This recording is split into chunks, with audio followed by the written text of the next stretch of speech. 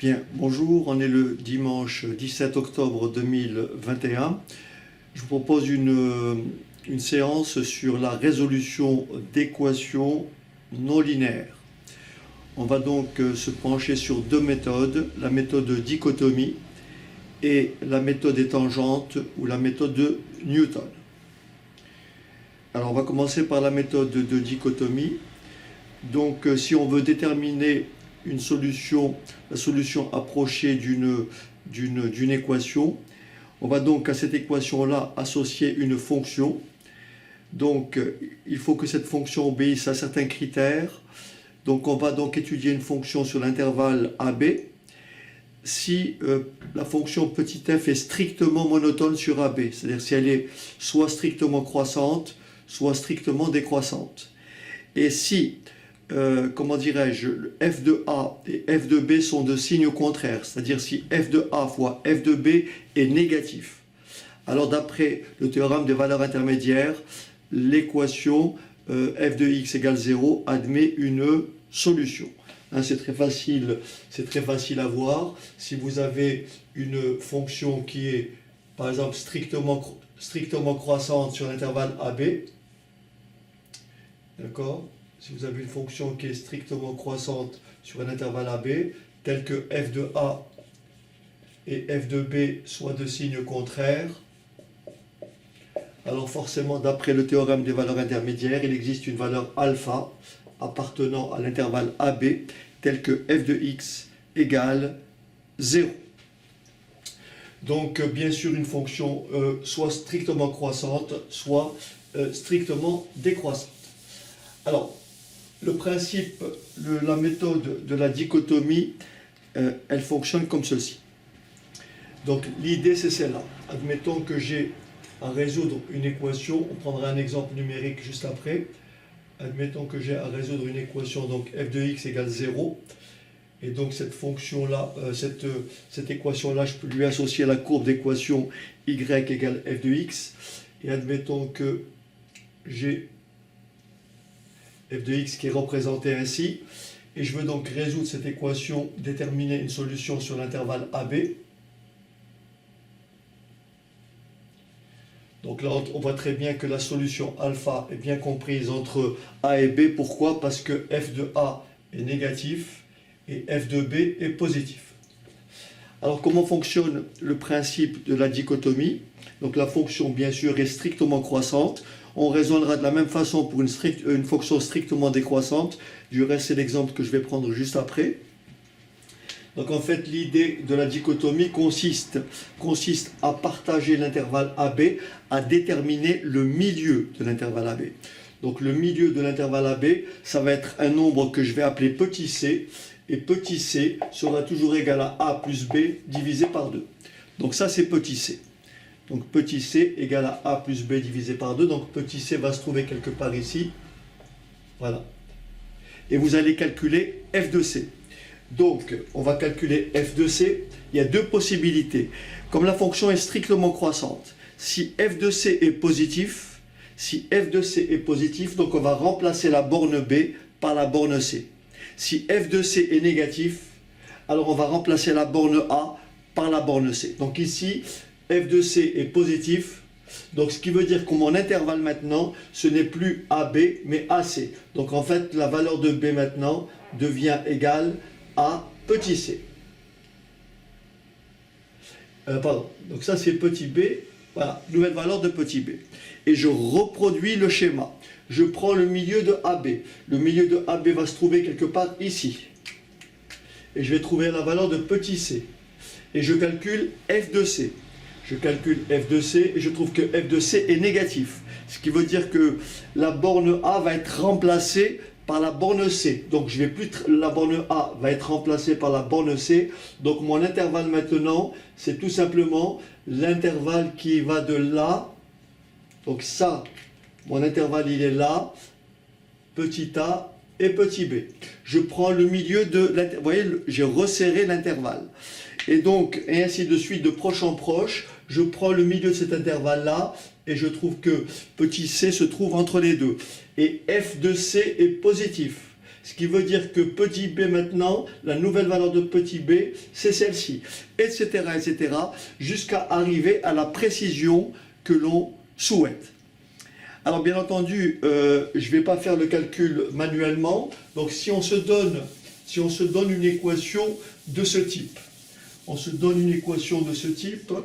donc à résoudre l'équation exponentielle, donc x au carré moins exponentielle de x plus 2 égale 0. D'accord, on doit résoudre cette équation, trouver une solution approchée, et on va la résoudre sur l'intervalle AB. On dit que la solution, elle est comprise, elle appartient à l'intervalle 1, 2, d'accord?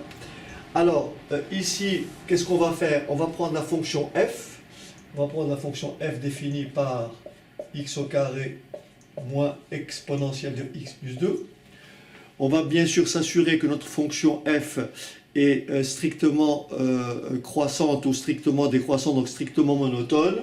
Je calcule donc pour ça la dérivée de f de x, qui est égale à 2x moins exponentielle de x.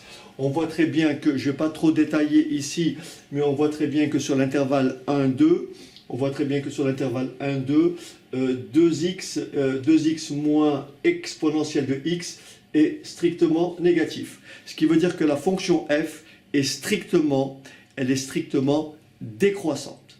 Elle est strictement décroissante sur l'intervalle 1, 2. On va donc maintenant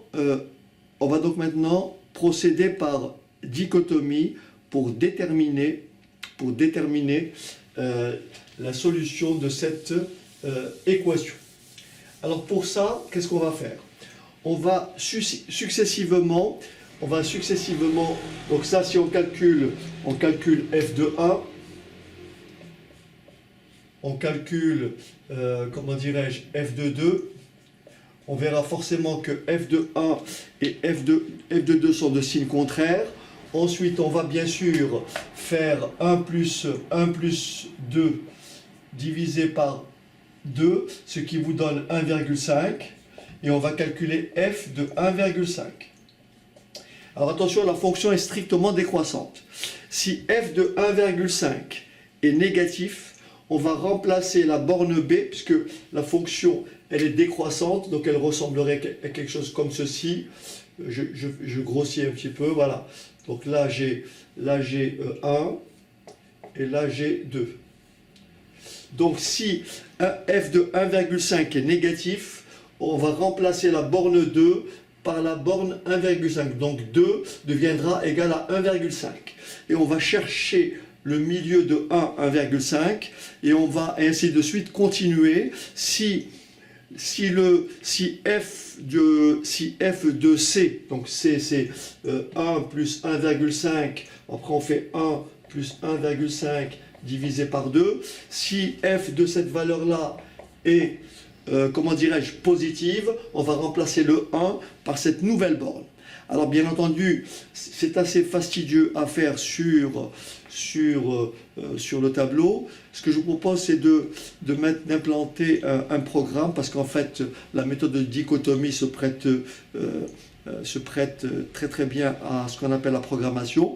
Donc ce qu'on peut faire, c'est réaliser un tout petit programme sous Python, qui nous permettra donc de résoudre cette équation avec la précision que l'on souhaite. Alors voilà ce qu'on va dire. On va donc, si vous avez vous pouvez donc lancer l'interpréteur Python, et donc le programme va se structurer ainsi. Il faut d'abord importer comment on appelle ça, le module mathématique. Donc vous faites du from import. D'accord? Math. Alors c'est plutôt le contraire. From math import.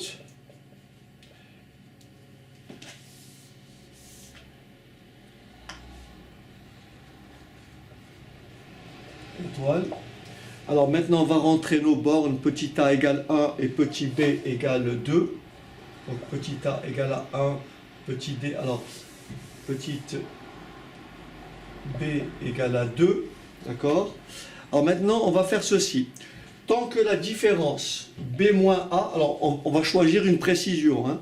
Donc tant que, alors while, tant que A, B moins A, tant que B moins A,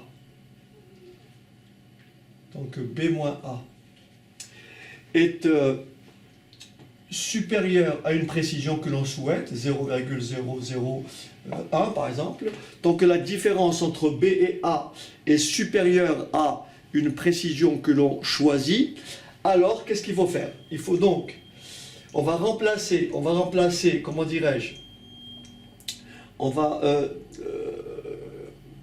tant que ça est plus grand que 0,01, on va calculer C, donc 2 points, donc C égale, on fait bien sûr le milieu, A plus B sur 2. Donc en fait, C va prendre quelle valeur? C va prendre la valeur 1 plus 2, 3. 3 divisé par 2, ça fait 1,5, n'est-ce pas? Donc C va prendre la valeur 1,5. Et on va bien sûr calculer F de C. On va donc calculer F de C. Alors, deux possibilités. Je vous avais dit que la fonction f est strictement décroissante. Donc, soit f de c est négatif. Si f de c est négatif, on va remplacer b par c, c'est-à-dire que b va recevoir la valeur c. Sinon, c'est a qui recevra la valeur de c. Donc, on va dire si if, donc if,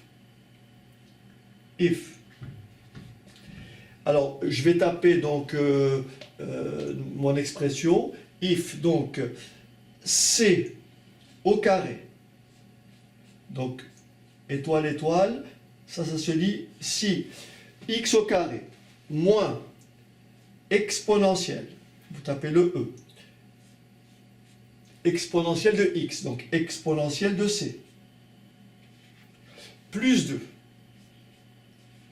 Donc, si f de C est négatif, si cette expression-là, en remplaçant x par le milieu de 1 plus 2, si ce résultat-là, si f de c est négatif, comme la fonction est décroissante, on va remplacer la borne b par la valeur c. Autrement dit, dans ce cas-là, b, donc ici 2 points, donc dans ce cas-là, b égale c. Donc dans ce cas-là, b égale c. Alors attention à l'indentation. Dans ce cas-là, b égale c. Sinon, si c'est positif, donc else, si c'est positif, else, 2 points. Donc si c'est positif, eh bien qu'est-ce qui va se passer? C'est que c, a va recevoir la valeur c. Donc a va recevoir la valeur c. Alors bien sûr, je peux faire à l'intérieur de la boucle. Alors est-ce que l'on voit? Je vais peut-être le réécrire. Je vais le réécrire un peu plus haut. Alors, donc on a dit, donc A égale 1, A égale 1, B égale 2. Donc,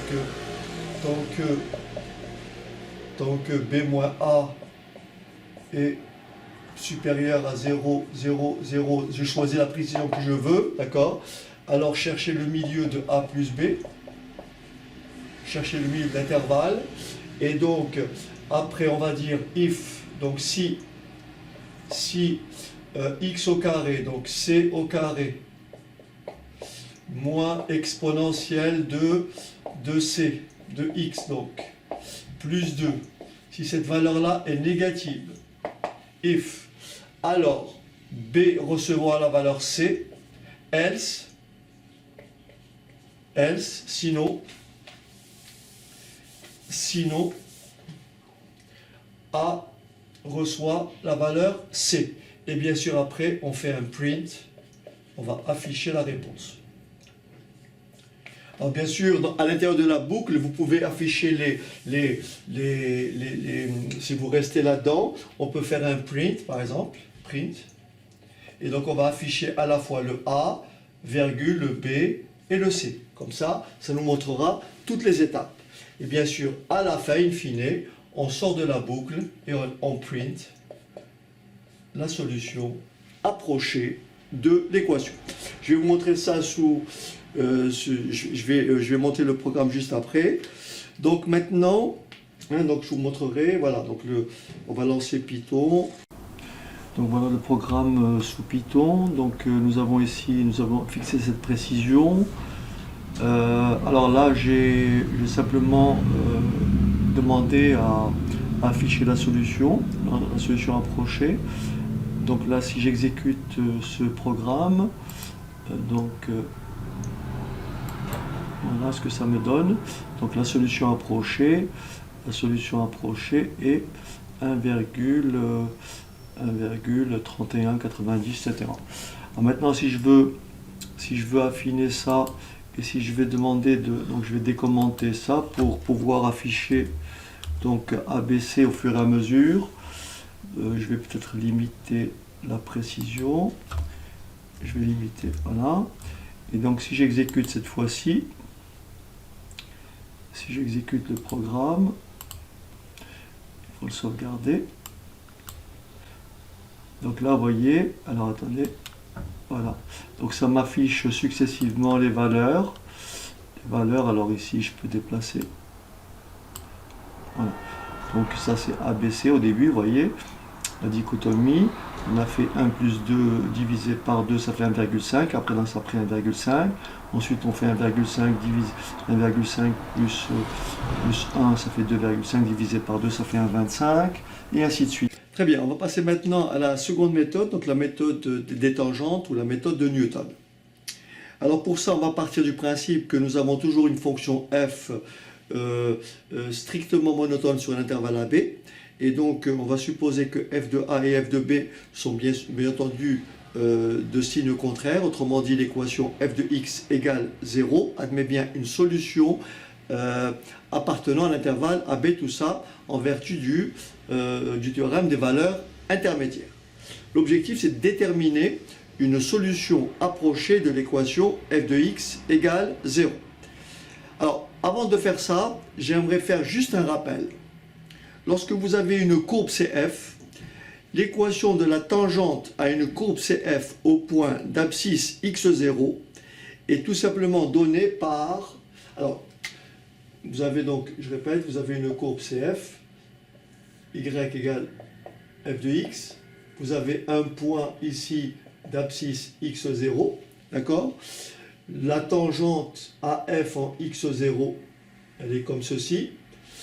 Le coefficient directeur de la tangente en x0, c'est bien entendu le nombre dérivé de f en x0, c'est f' de x0, ce qui veut dire que l'équation de la tangente t à la courbe C au point d'abscisse x0, c'est y égale f' de x0, facteur de x moins x0, plus f de x0.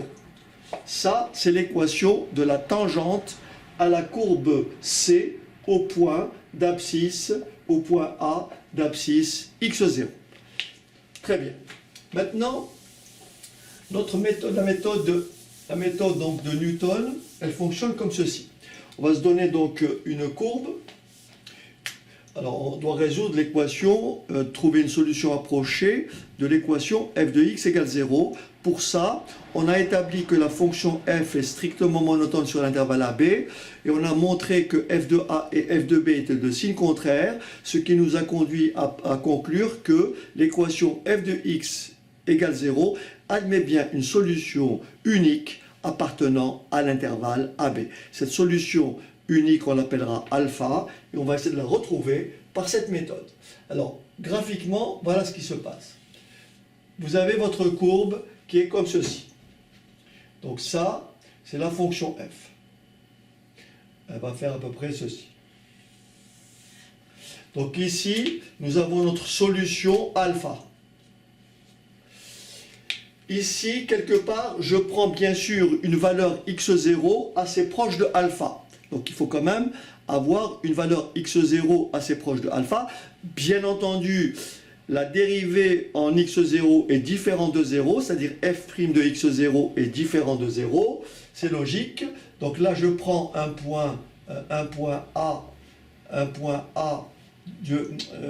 un point A d'abscisse x0, point A de la courbe, voilà. Je vais tracer la tangente à la courbe, je vais tracer la tangente à la courbe au point A, au point d'abscisse x0, voilà. Donc, cette tangente-là va couper l'axe des abscisses au point d'abscisse x1. Donc, il est normal que l'ordonnée du point de cette droite est nulle, et ça c'est très important. Et ensuite, je vais réitérer le procédé. Je vais maintenant, ce point-là, je l'ai appelé A0. Je vais trouver maintenant le point A1 qui a pour abscisse x1, et de nouveau je vais tracer la tangente,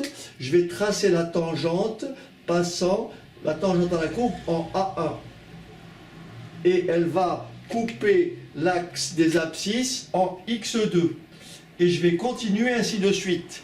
Et on va montrer que là, on aura ce qu'on appelle une suite récurrente qui va converger, dont la limite sera bien sûr alpha. Et cette convergence, cette limite-là, on fixera la précision juste après. Donc voilà maintenant comment on peut mettre ça en place, comment on peut déterminer alpha en appliquant donc des tangentes de manière successive. Voilà ce qui va se passer. Il va se passer que, alors, j'ai ma première configuration.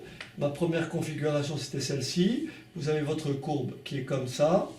Ici, vous avez le point A0, son abscisse x0. Et là, j'ai tracé ma première tangente. Voilà. Et donc là, ce point-là, je l'ai appelé x1. Alors, d'abord, l'équation de cette tangente, on l'avait vu tout à l'heure, l'équation de cette tangente, c'est quoi? C'est y égale f'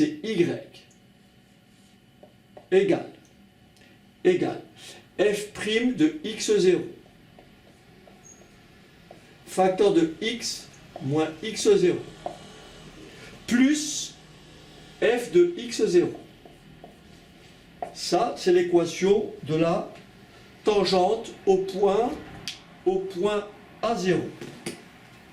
Maintenant, la tangente, elle coupe l'axe des abscisses au point d'abscisse x1. Donc si je remplace ici x par x1, cette ordonnée est égale à 0. Ce qui va me donner donc f' de x0, facteur de x1, moins x0, plus f de x0, et tout ceci est égal à 0.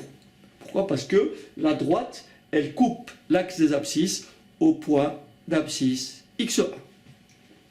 Donc là, je vais exprimer x1 en fonction de x0. Donc qu'est-ce que je vais obtenir ici? Alors bien entendu, f' de x0 est différent de 0.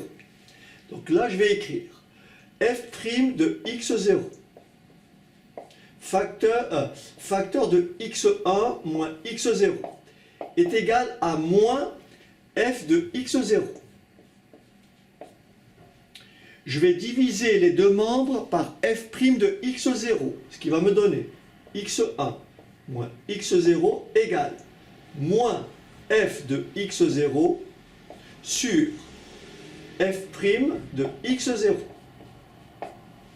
Très bien. Je vais isoler donc x1, je rajoute plus x0 aux deux membres, ce qui me donne x1 égale x0.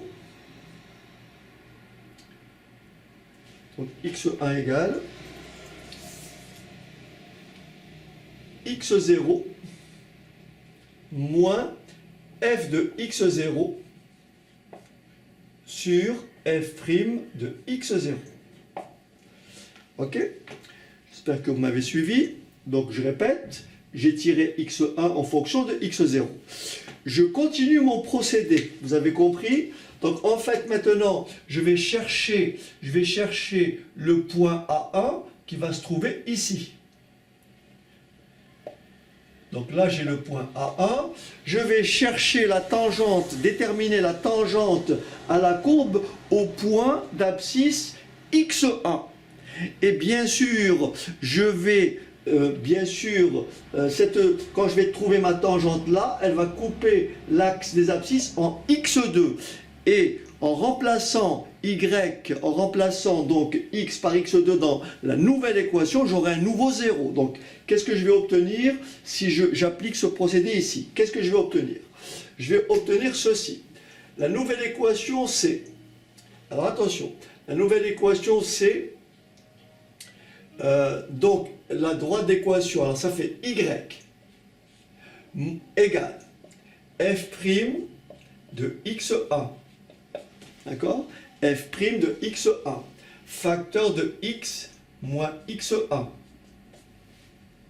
plus f de x1. Mais en remplaçant x par x2, j'obtiens la relation suivante. Est-ce qu'il y a de la place? Oui.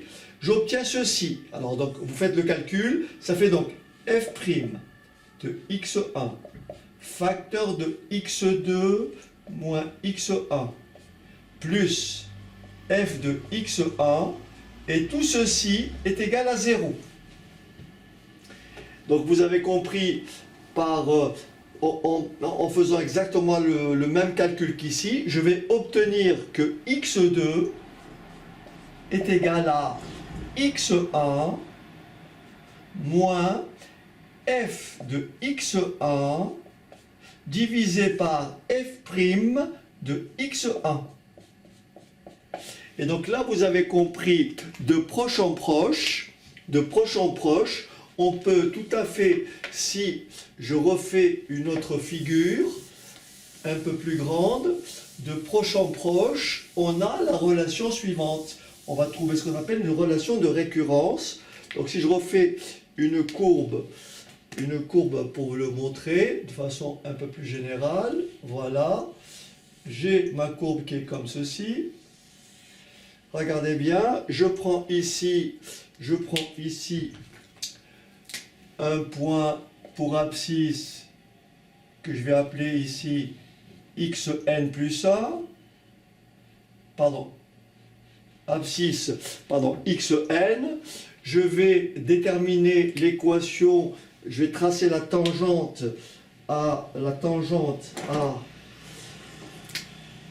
au point, elle va couper l'axe des abscisses ici en un point que j'appelle, donc là c'est xn, et là c'est xn plus 1. xn plus 1. Et donc, la relation que je vais trouver, c'est une relation de récurrence qui va dire tout simplement ceci. Regardez bien, voilà ce qu'il faut retenir. Xn plus 1 est tout simplement égal à xn moins f de xn sur f' de xn. Voilà ma relation de récurrence. Et cette suite-là va converger vers alpha. D'accord? Je vais prendre un exemple numérique, on va essayer de le faire manuellement. Donc là, très simplement, pour remontrer très vite, de façon générale, pourquoi ça donne ça, l'équation de cette tangente qui passe par ce point que j'appelle AN, d'accord? Ce point que j'appelle AN, l'équation de la tangente c'est y égale f' de xn facteur de x moins xn, n'est-ce pas? Moins f de xn. D'accord? Maintenant, si je remplace le x par xn plus 1, le y est égal à 0. Donc là, j'aurai 0 égale f' de xn facteur de xn plus 1 moins xn moins f de xn. Et après, je vous laisse faire l'opération comme précédemment. Vous écrivez donc que ça fait plus f de xn. Je dis donc... alors, est-ce que je me suis trompé?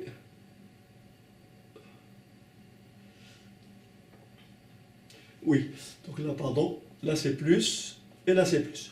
Donc là, je développe et je divise, je passe ça de l'autre côté, ça fait moins, enfin je rajoute moins f de xn, ça me fait f' de xn, facteur de xn plus 1, moins xn, égale à moins f de xn.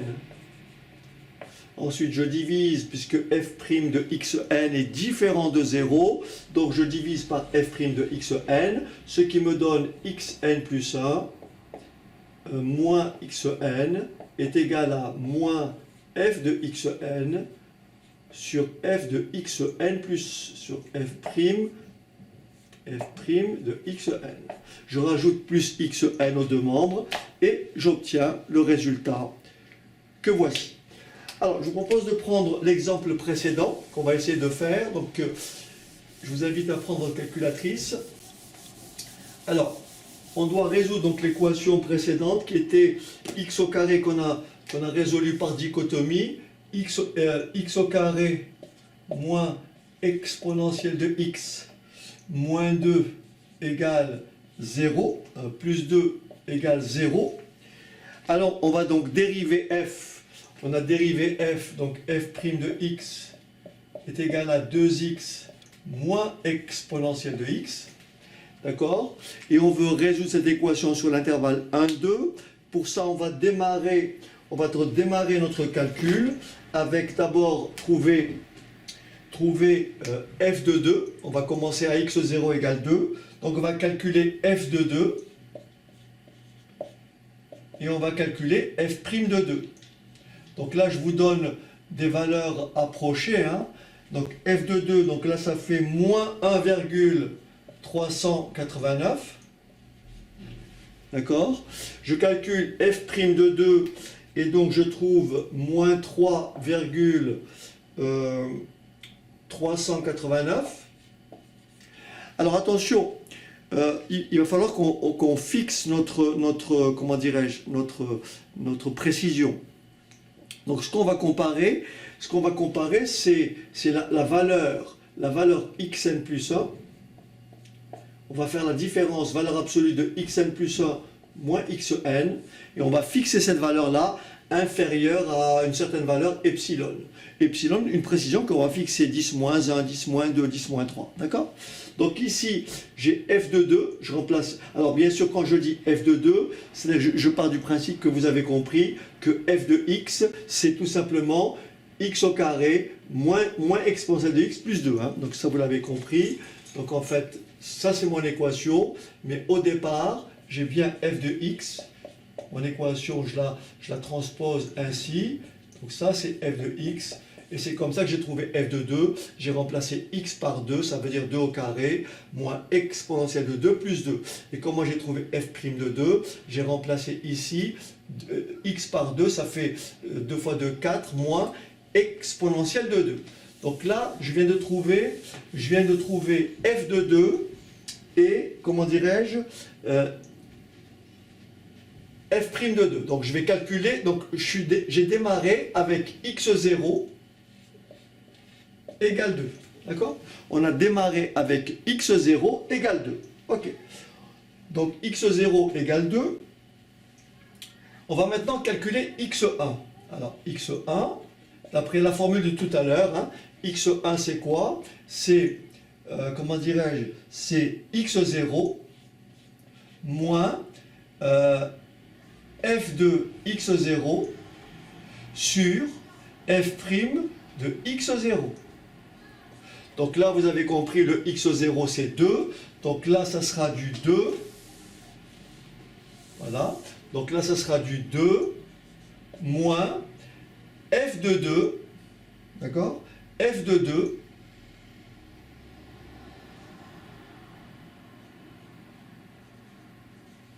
sur f' de 2.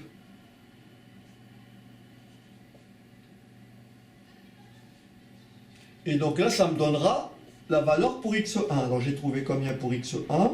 J'ai trouvé 1,59014. Bien sûr, j'ai arrondi à chaque fois. Donc là, je viens de trouver x1. Maintenant, il va falloir trouver x2.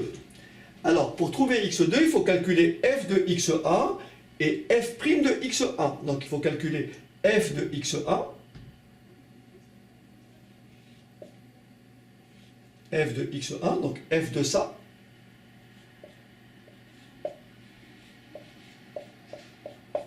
et f' de x1.